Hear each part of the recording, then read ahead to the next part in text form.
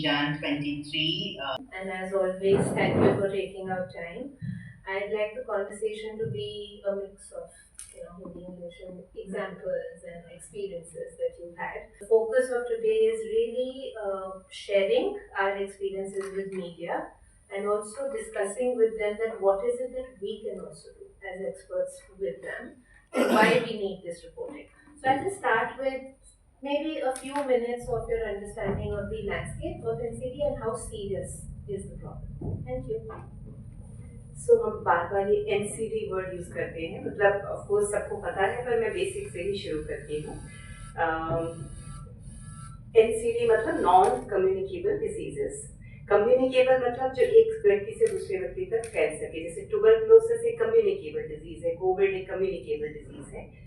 NCD ऐसी बीमारियां हैं जो कम्युनिकेबल नहीं है, एक व्यक्ति से दूसरे व्यक्ति पे नहीं होती। इसके कारण दूसरे हैं, या तो जेनेटिक है या एनवायरमेंटल है। हम बहुत ब्रॉडली इनको लाइफस्टाइल डिसऑर्डर में भी डालते हैं। इनकी एक और खासियत है, ज्यादातर जो नॉन कम्युनिकेबल डिजीजेस हैं जिनके बारे में आज हम चर्चा करने वाले हैं, हम उनको क्रॉनिक डिजीजेस भी बोलते हैं। तो नॉन कम्युनिकेबल बीमारियां ऐसी बीमारियां हैं जो अभी हमारे लाइफस्टाइल में चेंजेस हुए हैं। अगर हम दिल्ली गुड़गांव में देखें तो बहुत हद तक चेंज हुए हैं, गांव में शायद कम है, शहर से शहर फर्क है। इंडिया बहुत सारे इंडिया होता है, एक जैसा तो होता नहीं है। हम गुड़गांव दिल्ली में बैठे बैठे बात करते हैं, लेकिन अब ये नॉन कम्युनिकेबल डिजीजेस इवन गाँव में फैल गए। पहले गाँव और अर्बन रूरल बहुत फर्क होता था, अब फर्क वो कम होता जा रहा है। तो इंडिया की 10% से अधिक पॉपुलेशन में डायबिटीज है, ब्लड प्रेशर बहुत लोगों को है, 26% मोर्टेलिटी का reason heart disease, stroke, cardiovascular disease. तो 4 NCD हैं जो सबसे ज्यादा हर किसी को इफेक्ट करते हैं। अगर इन चारों पे हम काबू पा लेते हैं तो हम कितनी सारी लाइफ बचा सकते हैं। तो ये इम्पोर्टेंस है इसका कि अगर हम 65% मोर्टेलिटी डिले कर सकते हैं। सबसे important heart disease, cardiovascular disease, heart और स्ट्रोक मिला के हम कार्डियोवैस्कुलर डिजीज कहते हैं। COPD, सांस की बीमारी, कैंसर्स और डायबिटीज, ये 4 के बारे में हम बात करेंगे। अब ये लगता है कि 4 अलग अलग बीमारियों के बारे में हम बात कर रहे हैं, और 4 अलग अलग बीमारी में और इतने सारे मरीज, तो एक एक बीमारी कम से कम 10% पॉपुलेशन को इफेक्ट कर रही है। लेकिन जब हम NCD को एक कॉमन तरह से अप्रोच करते हैं तो WHO और बहुत सारे ऑर्गेनाइजेशन ने देखा कि ये सारी बीमारियों में कुछ कॉमन रिस्क फैक्टर्स हैं। हमें ये 4 बीमारियों को डील करना केवल उसी रास्ते से है, रास्ता सेम है और हमें बहुत सारे मुकाम पे हम पहुंच सकते हैं। तो 4 बीमारियां, 4 रिस्क फैक्टर। 4 रिस्क फैक्टर जो फोकस होने चाहिए WHO के अकॉर्डिंग, वो है कि स्मोकिंग पे आप पहली चीज स्मोकिंग कंट्रोल। अगर मीडिया और पॉलिसी मेकर सबसे पहला तंबाकू या स्मोकिंग के अगेंस्ट कैंपेन, वो एक्टिव है भी, वो बहुत हद तक चल भी रहा है, को हम एक तरह से डील कर रहे हैं। तो स्मोकिंग, दूसरे नंबर पे अल्कोहल, वो काफी मिक्स रहता है, उसके बारे में इंफॉर्मेशन अभी थी। Alcohol state to state policies अलग हैं। तीसरा, हम फिजिकल एक्टिविटी कैसे बढ़ाएं। चौथा, हम अनहेल्दी ईटिंग पे कैसे काबू पाएं। तो अनहेल्दी ईटिंग में भी स्पेसिफिकली लोग कुछ टारगेटेड कैंपेन चाहते हैं, जैसे कि सॉफ्ट ड्रिंक्स पे। तो अगर हमें लोग, क्योंकि इतनी बड़ी प्रॉब्लम है, अब हम हर किसी के घर जाके खाना तो नहीं बदल सकते, बट मोटा मोटा सिंपल रूल्स कुछ बना सकते हैं। खाने की अवेलेबिलिटी कौन सी चीजों की है, एडवर्टाइजिंग हो रही है, बच्चों को हम क्या दिखा रहे हैं कि जिससे वो अनहेल्दी खाने की तरफ जा रहे हैं। तो ये 4 फैक्टर्स अगर हम फोकस करें तो बहुत हद तक डील कर सकते हैं। ऑफ कोर्स ये last question to you, Veena ma'am, is media is a key stakeholder here. आपके हिसाब से as a clinician, how can media play a constructive role in spreading awareness, and अगर वो करना चाहे तो वो information जो सही है कहाँ से लें? मीडिया का तो खैर बहुत इम्पोर्टेंट, वही मैं समझाने की कोशिश कर रही थी कि कितनी ज्यादा नॉलेज, हम केवल अकेले सोर्स नहीं है, डॉक्टर अकेला सोर्स नहीं है आजकल के जमाने में, डेफिनेटली नहीं है। वो नॉलेज बहुत जगहों से आती है। तो अगर मीडिया सही इंफॉर्मेशन देती है, तो अवेयरनेस के लिए शुगर आपको चेक करनी है तो क्यों करनी है। Media also is an important, so हम देखते हैं कि कोई भी मुद्दा इम्पोर्टेंट हो जाता है अगर मीडिया उसको इम्पोर्टेंट बनाना चाहे। तो पॉलिसी मेकर्स भी उस पर फोकस करेंगे अगर उन पे प्रेशर रहता है। तो मीडिया का तो खैर बहुत इंपॉर्टेंट रोल है इंफॉर्मेशन लेने के। जी काफी सारे सही सोर्सेस हैं, जैसे एक आई थिंक ये बहुत अच्छा तरीका है, बहुत सारे वेबसाइट्स हैं ऑफिशियल, डायबिटीज के ऑर्गेनाइजेशन के वेबसाइट्स हैं, तो आई थिंक वो वाले इंफॉर्मेशन सही जगहों से लेना बहुत जरूरी है। हैबिट शॉर्ट में मैं बताऊंगी जी, अगर मैं 1 मिनट में ईटिंग हैबिट्स पे फोकस करूं, वो ये कि खाना जितना रॉ होगा, जितना अनप्रोसेस्ड होगा उतना अच्छा है। हम उसको थोड़ा पकाते हैं, थोड़ा ज्यादा पकाते हैं, फिर पैकेट में डाल देते हैं मशीन में प्रोसेस करके, वो उतना अनहेल्दी होता जाता है। तो प्रोसेसिंग मिनिमम हो, पहली चीज। खाना बैलेंस होना चाहिए, खाने की थाली में 50% सब्जी और फल हो, 1/4 अनाज हो, अनाज रिफाइंड ना हो, महीन मैदा नहीं हो, मोटा अनाज हो, मिक्स अनाज हो, और 25% प्रोटीन हो। तो खाने की थाली में डिस्ट्रीब्यूशन ये हो कि 4 भाग में डिवाइड करें, एक में सब्जी डालें, एक में फल डालें, एक में अनाज डालें और एक में प्रोटीन डालें, और ज्यादा कुक नहीं करें, मतलब घर में पका लें, बाहर से ना मंगाएं, पैकेट वाला तो बिल्कुल अवॉइड करें। तो ठीक है। Well, like ma'am said, that we don't even come to know that we are, we are going to suffer for something. And what I feel going through the journey of the cancer, that please prioritize yourself. अपने आप को अहमियत दीजिए। हम बहुत सारे अलग अलग चीज़ों में फैल जाते हैं। स्पेशली औरतों को मैंने देखा है कि माँ बाप, बच्चे, हस्बैंड, सोसाइटी, पर अपने आप को भूल जाते हैं। बहुत ज़रूरी है कि हम अपने आप को याद रखें। हम स्वस्थ रहेंगे तो हम एक स्वस्थ फैमिली भी बना सकते हैं। हम खुश रहेंगे तो हम एक खुशी दे सकते हैं। है कि आप अपने आप को प्रायोरिटाइज कीजिए। हेल्दी लाइफस्टाइल बहुत ज़रूरी है। शुगर कट डाउन करना आई थिंक बहुत ज़रूरी है। फिर भी अभी भी वैसे बिस्किट नहीं छूटती। सो आप स्ट्रेस ले रहे हो, कोई आपको स्ट्रेस दे रहा है, please get away from those people. घर पे स्ट्रेस है, प्लीज मूव आउट। कोई आपको स्ट्रेस दे रहा है, please don't take it. Stress is a major cause, क्योंकि स्ट्रेस की वजह से again you won't sleep well. I used to hardly sleep for 4 hours 5 hours। You will not eat well. आप शुगर इंटेक करेंगे क्योंकि आपको वो एक स्ट्रेस है। Life is not so happy that sugar gives you that adrenaline rush and it makes you happy, तो आप खाएंगे। सबसे पहले मैं कहूँगी स्ट्रेस को आउट करो। ये आपकी जिंदगी है, भगवान ने आपको दी है, आपको उसको अहमियत देनी पड़ेगी। सीखा है इसी जर्नी में, एक तो पीस, शांति, नो स्ट्रेस, ये हो गया, होने दो, कोई बात नहीं, हम झेल लेंगे। Second is passion. I am a dancer, but during the journey of cancer मेरा पैशन था gardening, and I have a garden full of trees. मतलब सोसाइटी वाले जंगल बना रही है, जंगल, मैंने कहा हाँ जंगल बना रही हूँ, मैं क्या करूँ, मुझे अच्छा लगता है जंगल। और फूल जब खिलते हैं, बटरफ्लाइज जब आती हैं, जब वो सुबह सुबह चिड़िया ची ची ची ची, मुझे बहुत अच्छा लगता है। अपनी खुशी ढूंढ लीजिए।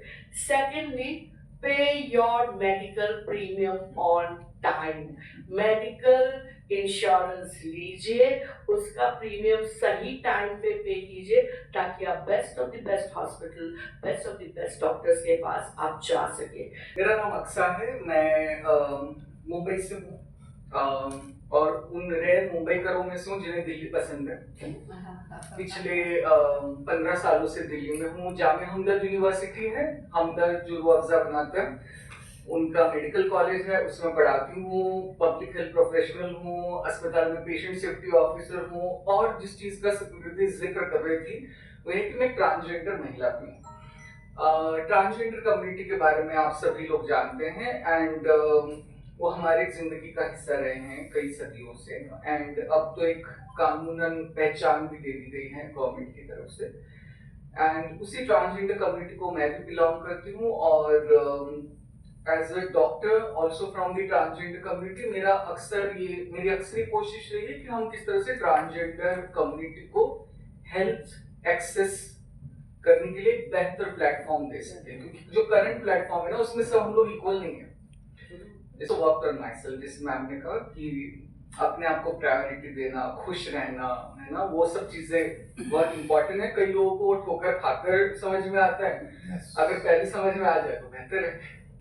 और ये लोगों को समझाने का काम आई थिंक आप लोग ज्यादा अच्छे से कर सकते हैं। पावर, वरना जर्नलिस्ट के पास भी पावर नहीं, लेकिन एक अच्छा जर्नलिस्ट जिसको हम मानते हैं, जिसके दिल से इज्जत करते हैं, जिसकी पब्लिकली भी इज्जत करते हैं, हमें तो लगता है आजकल मीडिया बिक गए हैं, नहीं, कॉमन स्टेटमेंट है। चलो भाई हम लोग चलते हैं। हाँ, तो ये स्टेटमेंट होता है। क्या तो हम कैसे ऐसे रिपोर्टिंग करें, तो मेरी एक उम्मीद है मीडिया पर्सनल से, वो मैं रखूंगा, लेकिन उसमें बहुत इंपॉर्टेंट चीज है करेज। हम पहले जैसे गोयनका अवार्ड्स की बात करते थे, इतने करेजियस जर्नलिस्ट को दिया जाता था। आजकल हमारे जो मीडिया पर्सनल है, कहीं ना कहीं हम लोग करेज लैक करते हैं, हर एक के लिए, मेरे लिए है, इनके लिए। मैं करेज की आपको बात बताती हूँ। आजकल मन की बात में आप लोग सुनते हो मन की बात? नहीं नहीं नहीं, नेवर। हम अपनी बात नहीं सुनते क्योंकि ऐसा है मैडम, हम लोग सलमान खान टाइप हो गए कि अपनी भी नहीं सुनते। मैडम ऐसा है, हम मन की बात नहीं सुनते, अंतरात्मा की बात सुनते हैं, और इसलिए पत्रकार है। तो एक मैं भी नहीं सुनती हूँ ऐसे, लेकिन वो रिपोर्ट जब हो जाता है ना अखबारों में तब पढ़ती हूँ, तो उसमें ये आया कि 10% तेल कम करो, ये कहा था हमारे प्राइम मिनिस्टर। और उन्होंने आंगनवाड़ी वाले में भी कह दिया कि यहाँ भी तेल कम करो, जबकि बच्चों को तेल ज्यादा मिलना चाहिए। तो बहुत इंपॉर्टेंट है कि किसी ने क्वेश्चन किया कि भाई आप तो डॉक्टर नहीं है, आप चाइल्ड न्यूट्रिशनिस्ट नहीं है, आपने कैसे कह दिया। बट ये जरूरी है कि ये करेज होना चाहिए कि हम क्वेश्चन करें, तो वो बहुत इंपॉर्टेंट है। अगर करेज नहीं है तो हम सब स्पाइनलेस हो जाएंगे, मैं जो भी बोलूँ आप मान लोगे, वो नहीं होना है। दूसरा बहुत इंपॉर्टेंट है क्यूरियोसिटी। मुझे एक उत्सुकता होनी चाहिए ना कि अलकनंदा मैडम ने कौन सा पौधा उनको पसंद है, क्या उन्होंने फोटो खींचे, क्यों उनको गार्डनिंग पसंद है, उसमें क्या ऐसा फीलिंग हो रहा है, कौन सी चिड़िया देखी उन्होंने, चिड़ियाओं का क्या हो रहा है दिल्ली में, कम हो रही है, बढ़ रही है। जब तक की क्यूरियोसिटी नहीं होगी तब तक नहीं सीख पाएंगे। और एनसीडीज की जब हम बात कर रहे हैं तो उसमें क्यूरियोसिटी, या जब हम कम्युनिटी को रिपोर्ट कर रहे हैं तो क्यूरियोसिटी होनी चाहिए, लेकिन वो क्यूरियोसिटी मिसप्लेस भी नहीं होनी चाहिए। So that is very important। तो जब हम पर्सनल इंटरव्यूज करें, लाइफ रिलेटेड स्टोरीज करें, तो एक रिस्पेक्टफुल क्यूरियोसिटी बहुत जरूरी है। एक बहुत इम्पॉर्टेंट डिस्कशन आज हुआ है नॉन कम्युनिकेबल डिजीजेस को लेकर, जिन्हें कहा जाता था कि साइलेंट एपिडेमिक है, लेकिन ये अभी नो लॉन्गर इज साइलेंट। ये बहुत ज़ोरों शोर से हम देखते हैं कि हर कम्युनिटी में, अर्बन एरियाज़ में तो पहले भी था, लेकिन अब गाँव में भी और बच्चों में, यंग लोगों में भी हमें एनसीडीज देखने मिल रही हैं, यानी कि diabetes, high blood pressure, heart की बीमारी, स्ट्रोक या लकवा मारना, उसके बाद में मानसिक रोग, एक्सीडेंट्स। तो ये सारी चीज़ें जो है वो बढ़ रही हैं।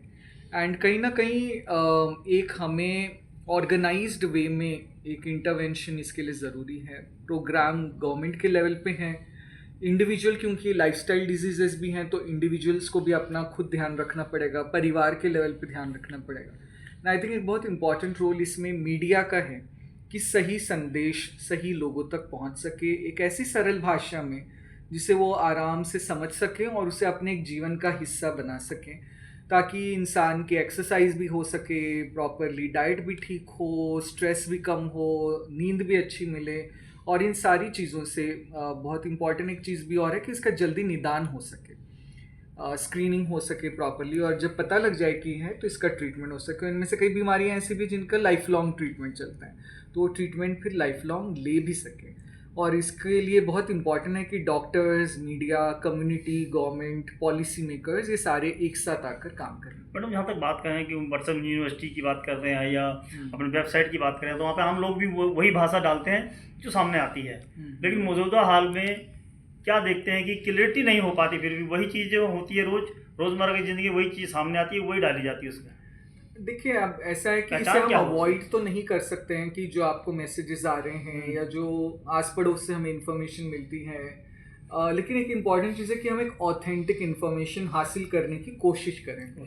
और उसके लिए बहुत ज़रूरी है कि हम उन डॉक्टर्स या हेल्थ केयर प्रोफेशनल्स या सर्टिफाइड न्यूट्रिशनिस्ट से बात करें जो इस मुद्दे पे विशेष ज्ञान रखते हैं। हम उन लोगों से बात करें, पॉलिसी मेकर्स से, पेशेंट्स जो सर्वाइवर्स हैं उनकी अपनी कहानियों को हम बयान करें। तो ये बहुत इंपॉर्टेंट है। इसमें थोड़ी सी मेहनत लगेगी कि क्या सही है क्या गलत है उसे समझने के लिए। एंड वेरी इंपॉर्टेंटली कि मैसेजेस को बिना पढ़े फॉरवर्ड ना करें, या कॉपी पेस्ट में ना जाएं या चैट जीपीटी पे जो भी मिल जाए उस पर यकीन ना करें। हम एक परिपूर्णता की बात करते हैं। अगर हमारा शरीर है तो उसमें हमारी आंखें, हमारा नाक, हमारा होंठ, हमारे हाथ, सब कुछ है। तो जब हम एक्सरसाइज की बात कर रहे हैं उसके साथ हमारा डाइट सही होना बहुत ज़रूरी है। जैसे स्लीप पे बहुत एम्फेसिस दिया है कि सोना 8 घंटे बहुत ज़रूरी है। मोबाइल को दूर रखें कुछ घंटों के लिए। जो हम 24 घंटा मोबाइल पे रखते हैं रहते हैं वो गलत है। एंड मुझे जो सबसे बड़ा लेसन मिला है या जो समझ में आया, स्ट्रेस से दूर रहिए। अगर आप स्ट्रेस से दूर रहेंगे वो आपके लिए बेहतर होगा। चाहे वो आपकी सोसाइटी दे आपको स्ट्रेस, चाहे वो आपका परिवार दे, चाहे आपकी एम्बिशंस आपको स्ट्रेस दे, उन स्ट्रेस से आपको दूर रहना चाहिए। और एक हेल्दी लाइफस्टाइल, जब मैं हेल्दी लाइफस्टाइल कहती हूँ तो सिर्फ एक्सरसाइज नहीं, खान पान, आपकी दोस्तियाँ, आपका व्यवहार, दूसरों का व्यवहार आपकी तरफ, ग्रीनरी, एनवायरनमेंट, ऑक्सीजन, ये सभी चीज़ों का आप ध्यान रखें। तभी आप इन बीमारियों से दूर रह सकते हैं या इनसे आप लड़ सकते हैं। मैंने सिंपली मैंने अपने आप को बहुत पॉजिटिव रखा। मेरे को कैंसर जब बोला तो ये नहीं कि हाँ ये मेरे को कैंसर हो गया।